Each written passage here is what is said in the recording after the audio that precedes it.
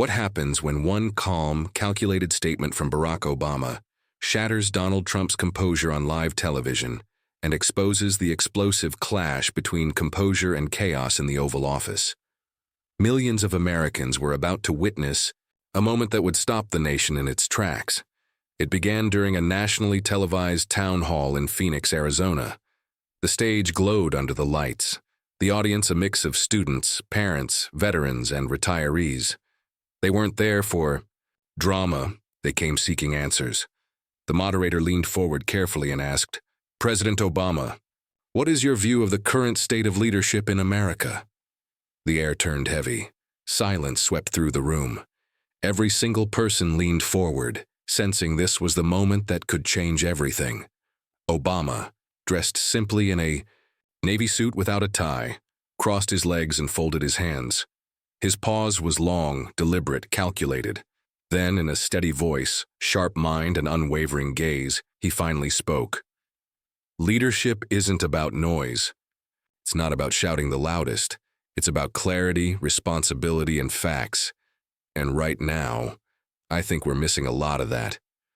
The room erupted in applause, but Obama didn't even flinch. He wasn't there for cheers. He came for truth. He pressed on, dismantling false narratives one by one with surgical precision. He revealed how unemployment figures were being twisted to look rosier than reality. He spoke about farmers in Iowa, devastated by chaotic trade wars. He highlighted military families in San Diego, left in uncertainty after abrupt foreign policy decisions. Each example hit home. People watching whispered, "That happened to me, that's my neighbor, that's my paycheck." Obama's composure wasn't just seen, it was felt. Every word carried weight, power, and purpose. The camera panned across the audience. A young woman mouthed, "Wow." A veteran in the front row nodded slowly, arms folded tight like he'd been waiting years for someone to finally say it out loud. Even the moderator, caught off guard by Obama's bluntness, leaned back and simply let him continue. But the real electricity wasn't just in that room. Across the country, in Dallas living rooms, Ohio diners, Phoenix airports, and Detroit sidewalks, millions stopped scrolling, stopped talking, stopped moving. For 7 minutes, America listened. Within minutes, social media exploded. Hashtags calling Obama the voice of reason began trending before the town hall was even halfway done. And here's what made it sting for Trump the most. Obama never raised his voice. He never insulted him. He didn't even say his name. He simply held up a mirror and let the facts do the talking. That quiet certainty burned deeper than any insult could. The contrast was impossible to ignore. Obama, measured and composed. Trump, defined by chaos and rage. By the time the event ended, the audience rose for a steady, powerful standing ovation. Obama smiled faintly, gave a small wave, and walked off stage. But as the cameras faded in Phoenix, new ones flickered on inside the White House. Because while Obama was speaking to America, Donald Trump was watching. And what happened next would ignite one of the most explosive political meltdowns of his presidency. It meant only one thing: another Twitter storm, one they knew would consume the next several days, dragging staff into endless press briefings and damage control interviews. But in the West Wing, no one dared to say no. Within seconds, Trump hunched forward in his chair, thumbs hammering against his phone like bullets against glass. The first tweet detonated almost instantly. Obama trying to lecture me on TV. Total disaster of a president. Worst economy, weak military. And now he thinks he can tell me how to lead. Sad. By morning, the White House press room was electric. Cameras lined the aisles, microphones aimed at the podium, reporters buzzing in tight huddles. No one cared about scheduled announcements or official talking points. There was only one story on everyone's mind: Trump's response to Obama's televised takedown. At 11 a.m., the door swung open. Trump stormed in. His dark suit clung tightly, his tie slightly crooked, his face flushed with an intensity that felt dangerous, the kind that could either command a room or lose control of it entirely. He gripped the podium, knuckles whitening, skipping every pleasantry. I watched last night. He started sharply, his voice cutting through the silence. I saw Obama on TV trying to lecture me about leadership. Pathetic, totally pathetic. Reporters scribbled furiously, cameras zoomed tighter, and the tension thickened. Trump leaned in further, jabbing the air with his finger. Here's a guy who left this country a mess. Weak economy, terrible foreign deals, a disaster for the military. Everybody knows it. And now he wants to come back and tell us how to lead? No thanks. Questions exploded all at once, shouted from every direction. Trump waved them off with a dismissive flick of his hand. He's a showman, folks. Reads off a teleprompter, makes it sound nice, but he doesn't know what he's talking about. We fixed his mess. We built the greatest economy the world has ever seen, until China sent us the virus. Everybody knows that. Not our fault. Please. An NBC reporter raised her voice above the chaos. Mr. President, Obama pointed to specific policies, trade decisions, military withdrawals, that he says weakened America's position. What's your response? Trump's eyes narrowed, his jaw tightening. My response? He's lying. That's my response. We have stronger trade deals than ever before. Our allies respect us again. Our military, stronger than it's ever been. Nobody did it better than me. Nobody. He jabbed a finger at the rows of reporters, voice rising. You people eat it up because you hate me. You take anything he says and turn it into gospel. But the American people aren't stupid. They know Obama failed. They know he's bitter. Because I beat Hillary, and that means I beat him too. That's what this is really about, jealousy. The room shifted uneasily. Some reporters exchanged knowing glances. Others leaned in closer, hungry for more. Trump's voice grew louder, harsher, less measured. It wasn't just a response anymore. It was a battle cry aimed directly at the millions watching from home. He can sit there and act calm, act like Mr. Cool Guy. But I see through it. He's trying to make me look weak, trying to embarrass me in front of the world. It won't work. Believe me, it won't work. Another reporter shouted over the noise. Do you plan to address his points directly, Mr. President? Trump scoffed, waving the question away. Address them? Why? They're lies. Made-up statistics, made-up stories. He's good at that, always was. Sold hope and change and delivered nothing. That's his legacy. Mine is strength, mine is action, mine is winning. That's the difference. At the edges of the room, White House aides exchanged nervous looks. They had begged him to stay composed, to pivot back to policy, to rise above. Instead, he doubled down, firing off insults and accusations faster, louder, hotter. He's trying to rewrite history. But here's the truth. Nobody misses him. Nobody. You want to know how people feel? Look at my rallies, tens of thousands. He couldn't even fill a high school gym. That's the truth they don't want you to hear. A low murmur rippled through the press corps. The exaggeration was obvious. But Trump delivered it with such unshakable certainty, it felt designed to bend reality by sheer force of will. Abruptly, he cut off questions and stormed out. The room erupted as reporters shouted after him. Chaos, spilling into every camera feed. Within minutes, every major network replayed the footage. Obama's calm surgical town hall side by side with Trump's fiery meltdown. The contrast was devastating. On MSNBC, a commentator smirked. You couldn't script a clearer difference. Obama laid out facts like a professor. Trump sounded like a man cornered. Even conservative talk radio callers voiced concern. One lifelong Republican from Indiana admitted live on air, I support the president, but this looked bad. Obama got under his skin, and it shows. By the afternoon, hashtags mocking Trump's briefing trended nationwide. Memes flooded Twitter and Facebook, comparing Obama's quiet smile to Trump's red-faced tirade. Late-night comedians didn't even need to write jokes. The monologues wrote themselves. But the real sting wasn't the laughter. It was something, deeper. The tide of public perception had shifted. Obama had spoken once, Trump had spoken 100 times.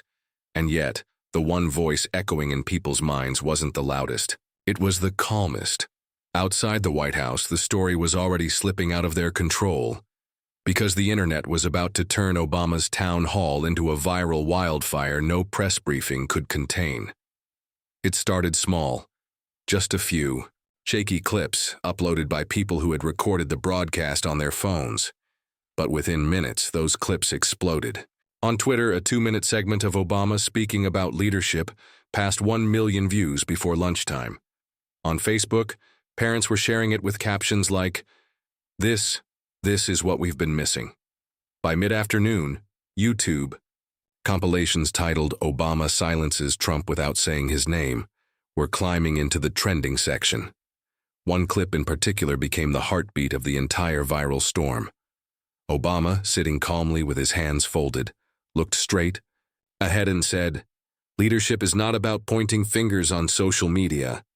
It's about owning your decisions, standing by the facts, and remembering the job is bigger than your ego." The line cut like glass. People clipped it, quoted it, remixed it into TikTok videos with dramatic background music.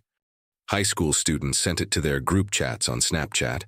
Veterans shared it in online forums. Late-night talk shows replayed it again and again, as if on loop.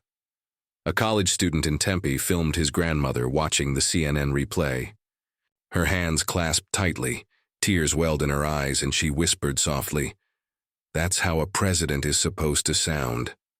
The clip hit 500,000 likes in less than 12 hours. What made it viral wasn't just the content, it was the delivery. Obama hadn't shouted. He hadn't waved his arms or raised his voice. He just spoke plainly, calmly, like someone with nothing left to prove. That calmness became the contrast, the sharp edge, against Trump's barrage of tweets and his combustible press room outburst. Journalists took notice. Headlines flooded news sites. Obama's comments strike a chord. Viral moment leaves Trump on defensive. Cable news ran split-screen analyses, Obama's measured tone on one side, Trump's flushed, furious tirade on the other. Meanwhile, in homes across America, families sat together replaying the clips, sparking conversations at dinner tables. In Omaha, a father of 3 sat with his teenage kids replaying the viral moment on his tablet. "Do you see the difference?" he asked. His daughter nodded without looking up. "He's calmer. He's not fighting. He's explaining." On TikTok, Obama's line about leadership became a trending sound. Creators used it over videos of dogs patiently waiting for treats, kids cleaning their rooms without complaining, and students standing up to bullies. The humor was obvious. People were mocking chaos by celebrating calm authority, but not every reaction was playful. In Detroit, a group of small business owners gathered in a cafe to watch the town hall replay together.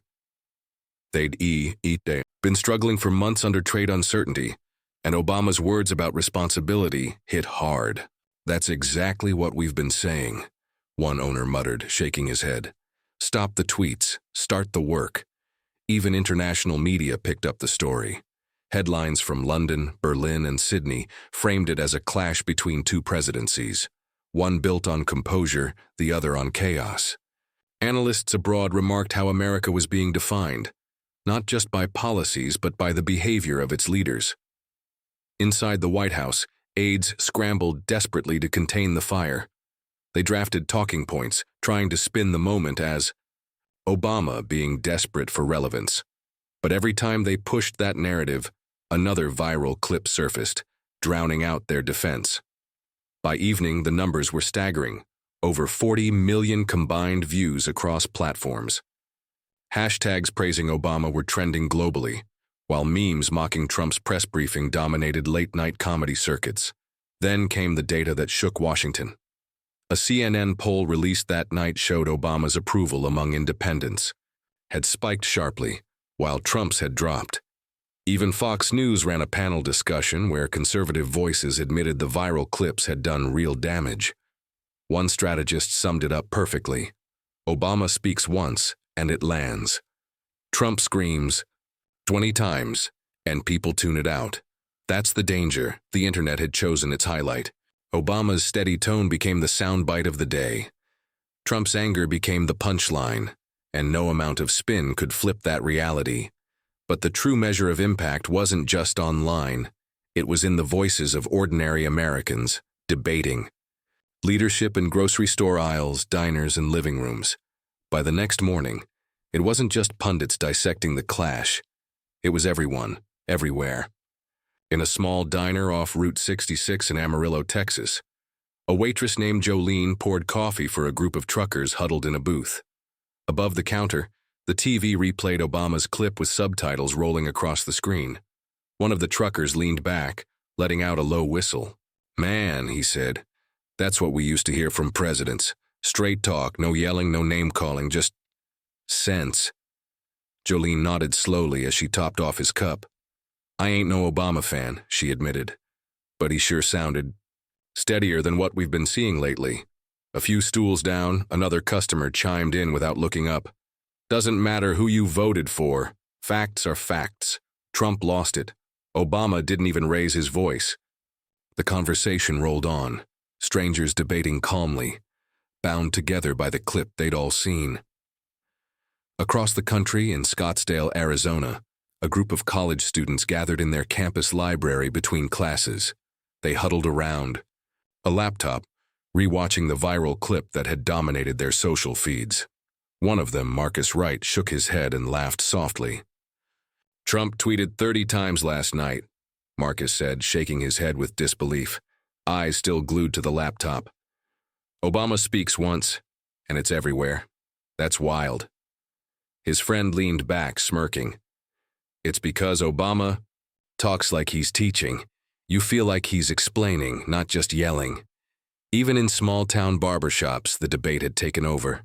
In Wichita Falls, an older man getting his haircut gestured toward the TV in the corner as Obama's sound bite replayed for the 100th time. "That right there," he told the barber, "that's presidential. You might not like him, but you can't deny he knows how to talk to people." But not everyone agreed. In Bakersfield, California, a group of farmers sat at their usual diner. Before heading out to the fields, they were loyal to Trump, exhausted by what they saw as endless attacks from the media. One farmer slammed his coffee mug down and shook his head at the TV replay. "Obama's just running his mouth. He doesn't get what we're dealing with out here. Trump's the one fighting for us." Another farmer raised an eyebrow, leaning back in his seat.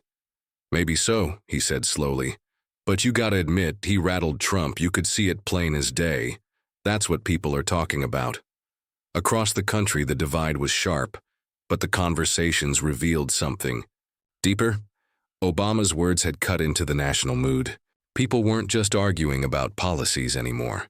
They were debating tone, leadership, and what they expected from someone sitting in the Oval Office.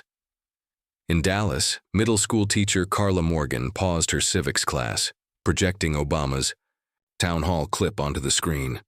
She froze the video right after his key line about leadership and asked, "What do you think he means by this?" A student in the back raised his hand carefully. "He's saying a leader doesn't just talk loud.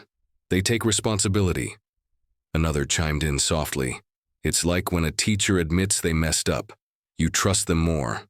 Carla smiled quietly to herself, knowing this moment would land deeper than any textbook ever could. Meanwhile, in Washington State, veteran Paul Hernandez sat in his living room beside his teenage son. Paul had served overseas under both Bush and Obama, and while he didn't always agree with Obama's policies, he respected the way he carried himself. Watching the clip, Paul muttered under his breath, "He still knows how to command respect. That's the difference." His son glanced over, frowning slightly. "Then why doesn't Trump sound like that?" Paul stared at the screen, pausing for a moment before answering. "Because respect can't be forced. People feel it or they don't." On social media, the divide played out in real time. Facebook threads were flooded with heated arguments between old friends and family members. Twitter battles stretched late into the night. But beneath all the shouting, one thing was clear. People were engaged. They were thinking, debating, and questioning what leadership should look like more deeply than they had in years. For Trump, that was the problem. His entire brand had always been built on dominating the conversation, sucking all the oxygen out of the room. But now, for the first time in years, someone else had seized control of the narrative, and done it without raising his voice. The conversations happening in diners, barbershops, classrooms, and living rooms painted a picture no poll could fully capture. Americans were measuring Trump and Obama side by side, not just on policies, but on tone, temperament, and trust. And the discussion wasn't staying local for long. Soon commentators and analysts on national television would amplify the contrast in ways even Trump's allies couldn't ignore. By the time the evening news cycle hit, the clash had transformed from a viral clip into the defining political story of the week. Every major network, CNN, MSNBC, Fox News, even PBS, devoted entire segments to breaking down what had happened.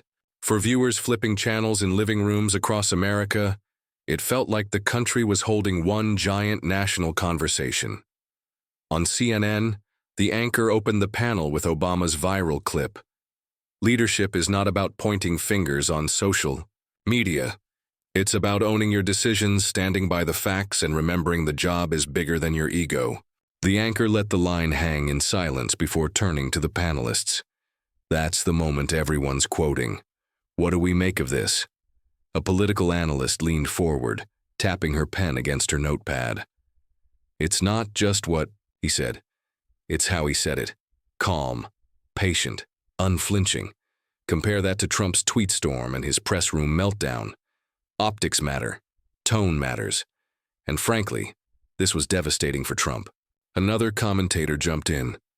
Obama hit him where it hurts most, his image as a strong leader. He didn't insult him. He didn't even say his name. He laid out facts and let Trump do the rest by reacting emotionally. Meanwhile, over on MSNBC, the analysis was sharper. A former Republican strategist shaking his head admitted, "I've worked campaigns for 30 years. And here's what I know. The American public can forgive mistakes, but they don't forgive weakness. And right now, Trump looks weak." Obama barely lifted a finger, and Trump unraveled on live television. The host leaned in. "So you're saying this could actually shift voter perception?" The strategist didn't hesitate. "Absolutely. People remember moments like this. They become political shorthand. Think about Kennedy versus Nixon. Calm, polished versus sweaty and defensive. That's exactly the contrast we're looking at here. Even Fox News couldn't avoid the story. On one panel, Trump's loyal defenders tried to dismiss Obama's comments as irrelevant ramblings from a failed president. But cracks were showing. One conservative commentator admitted reluctantly, "Look, I don't like Obama's policies, never did. But I'll give him this, he knows how to sound presidential." Trump's response? Well, it didn't help. On every network, the split-screen coverage told the same story. Obama's smooth, measured delivery on one side, Trump's red-faced, finger-jabbing tirade on the other. Trump was shouting about fake history, but the visuals spoke louder than his words. The split-screen contrast needed no commentary.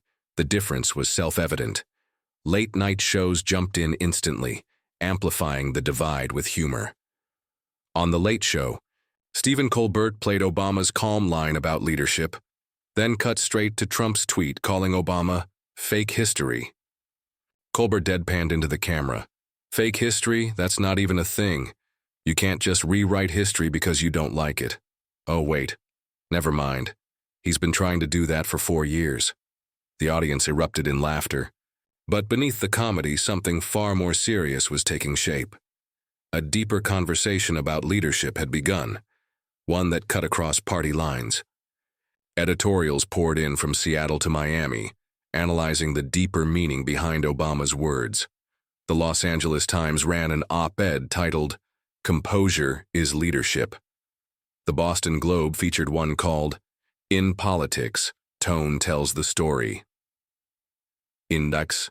Living rooms across America, people absorbed these analyses with quiet fascination. Retirees in Florida debated the panel discussions after dinner, comparing what pundits said with what they had seen themselves. Young professionals in Minneapolis shared clips of commentators on Instagram, adding captions like, "This is exactly the problem. Trump reacts. Obama leads." Even international outlets weighed in, giving the moment global weight. The BBC aired a full segment comparing Obama's town hall to Trump's briefing, calling it a masterclass in contrast. A German newspaper's headline translated simply to, "One nation, two presidents." The story wasn't just about a viral clip anymore. It had evolved into something larger, a reflection of a growing hunger for calm leadership in an era of chaos and noise.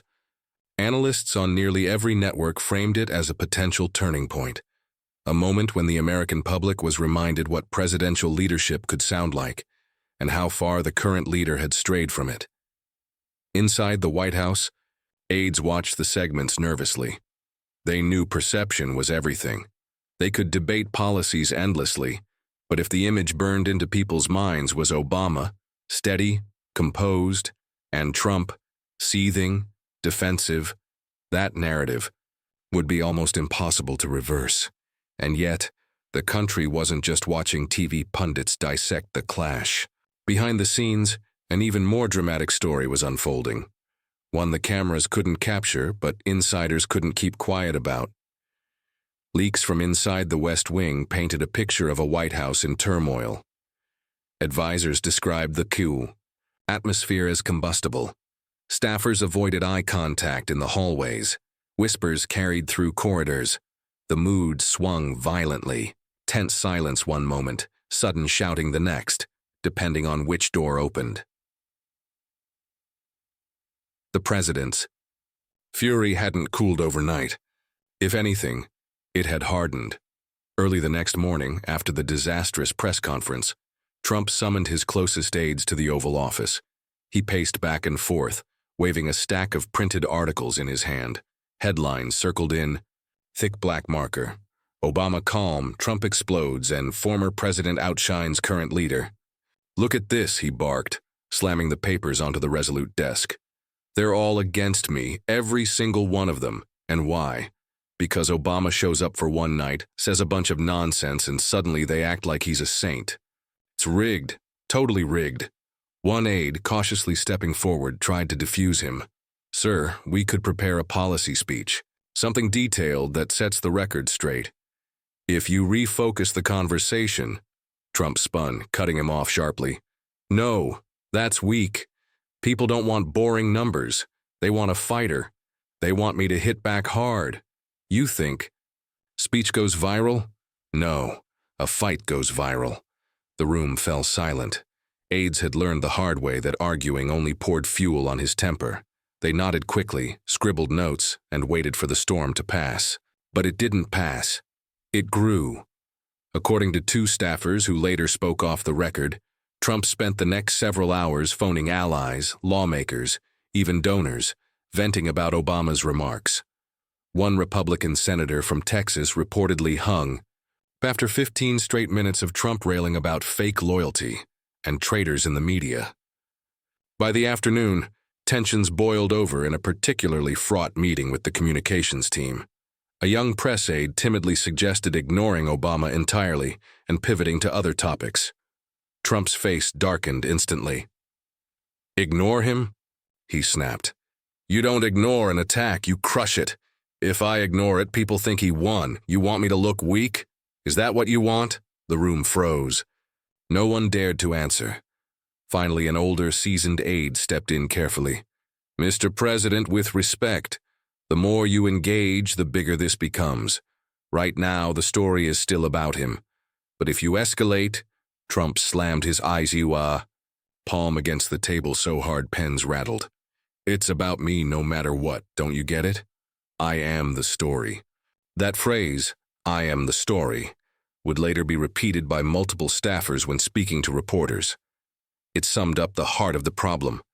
Trump's instinct was always to dominate the news cycle, to remain at the center of attention, no matter the cost. But this time, the harder he tried to pull the spotlight back onto himself, the starker the comparison with Obama became. Leaks began to trickle out almost immediately.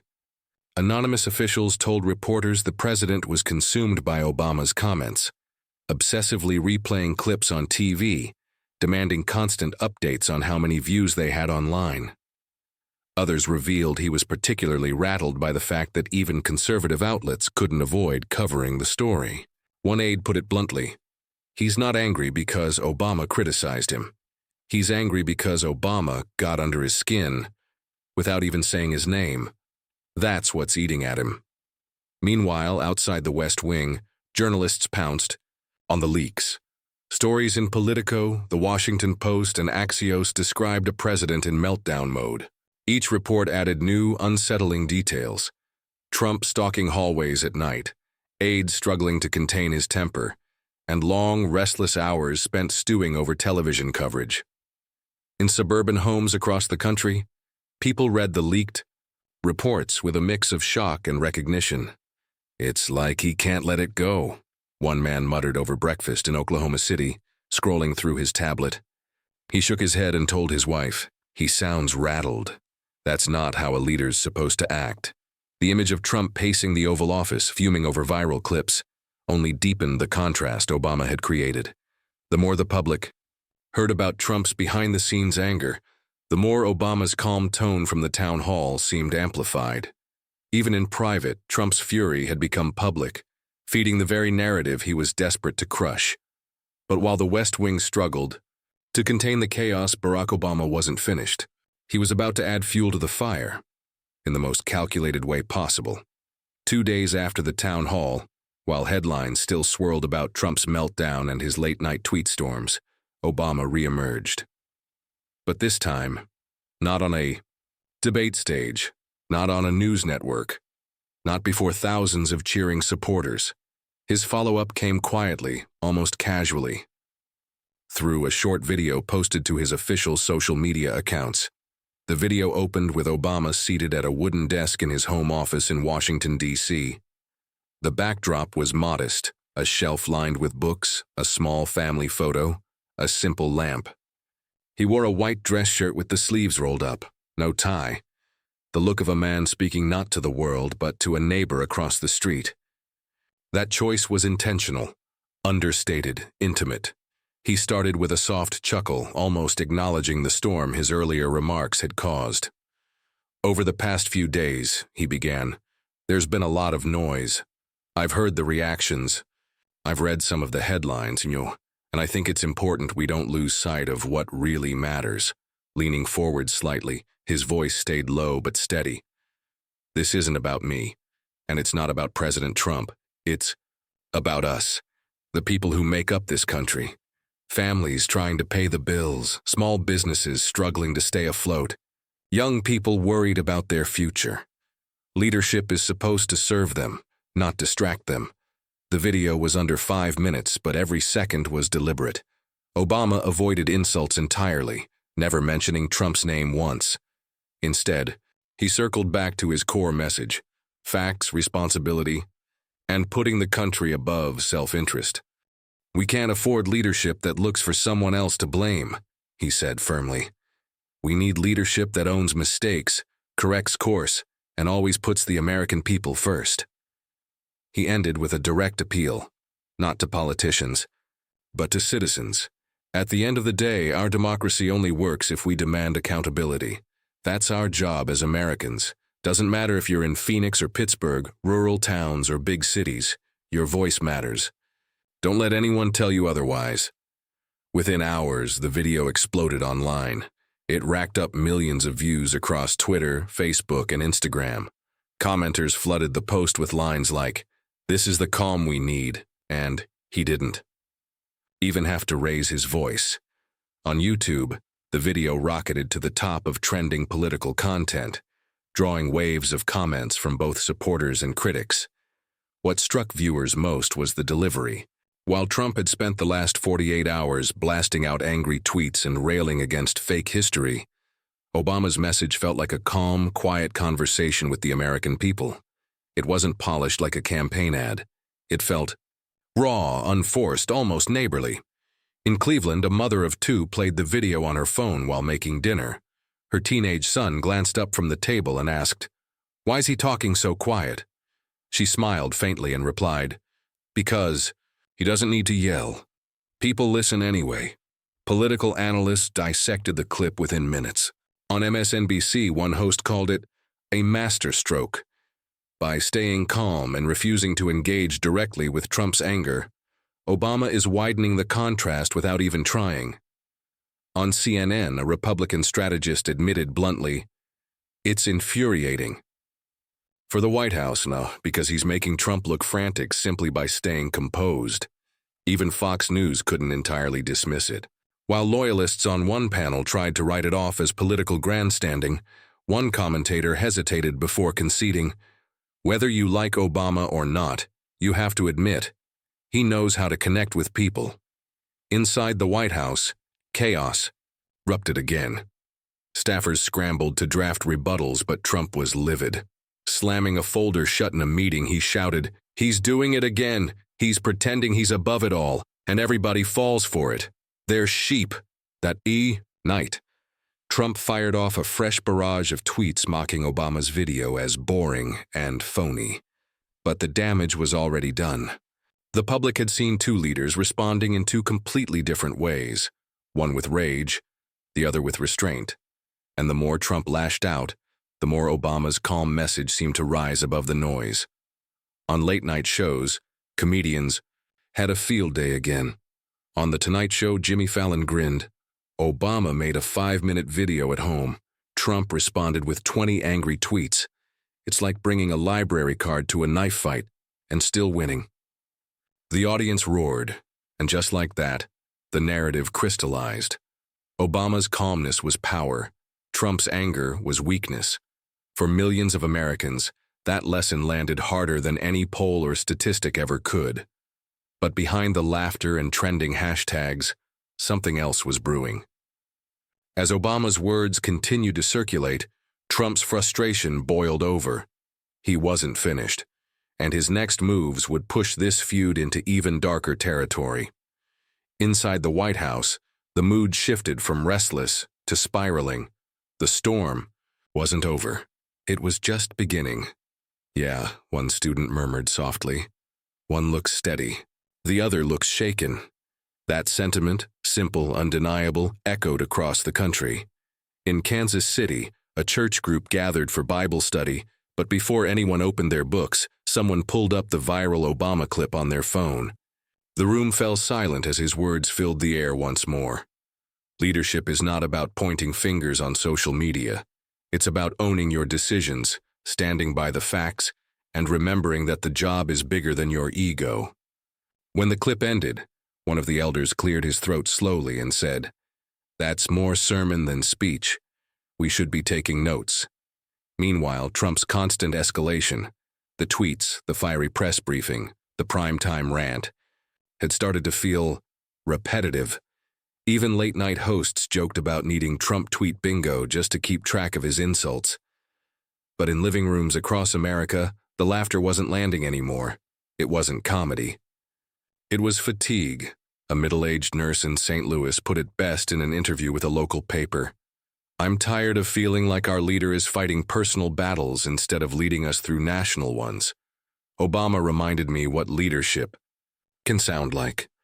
Trump reminded me what it sounds like when ego gets in the way." The moral of the week seemed almost too clear. Leadership wasn't about volume. It wasn't about shouting louder to win arguments. It was about staying calm in the storm, choosing composure over chaos. Even children could sense it. In Phoenix, a 5th-grade teacher asked her students to describe the difference between the two clips they had watched. One boy raised his hand confidently. "One sounds like the boss of a playground fight. The other sounds like a coach who wants the team to do better." The teacher nodded softly. "That," she said, "is leadership in a nutshell." Editorial boards began framing the week as a defining moment. The Washington Post ran a headline, "Composure is a form of power." The Dallas Morning News wrote, "In a week of noise, Obama's silence on Trump's name spoke the loudest." Even abroad, the story lingered. European commentators described the clash as a symbolic lesson.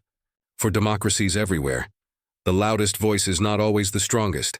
Inside the White House, however, Trump's circle scrambled desperately to shift the narrative. They organized rallies, lined up interviews, pushed out press releases touting economic figures. But nothing landed. Every effort collapsed under the weight of a single image, clips of Trump shouting side by side with Obama's quiet smile. The optics were irreversible. For many Americans, the week had turned into an unexpected civics lesson. Obama's calmness had exposed Trump's temper. His restraint had magnified Trump's outbursts. His focus on responsibility had highlighted Trump's obsession with blame. And without ever saying Trump's name, Obama had drawn a contrast sharper than any attack ad could ever achieve. The takeaway was simple, yet powerful. True leadership isn't measured in noise, but in steadiness. In a world full of conflict and chaos, the leader who remains calm, factual, and grounded will always stand taller than the one who loses control. In Des Moines, a grandmother watched the week's coverage with her granddaughter curled beside her. As the news replayed Obama's words one more time, she leaned down and whispered softly, "Remember this when you grow up, honey. The loudest man in the room isn't always the leader. Sometimes it's the one who speaks the least, but makes the most sense." And perhaps that was Obama's greatest victory. Without yelling, without trading insults, without ever even mentioning his successor by name, he reminded the nation of a truth too often forgotten. Leadership is about character. If this story left you reflecting on what kind of leadership truly matters, make sure you subscribe for more stories that bring today's headlines into sharper focus, because sometimes the calmest voices leave the loudest echoes.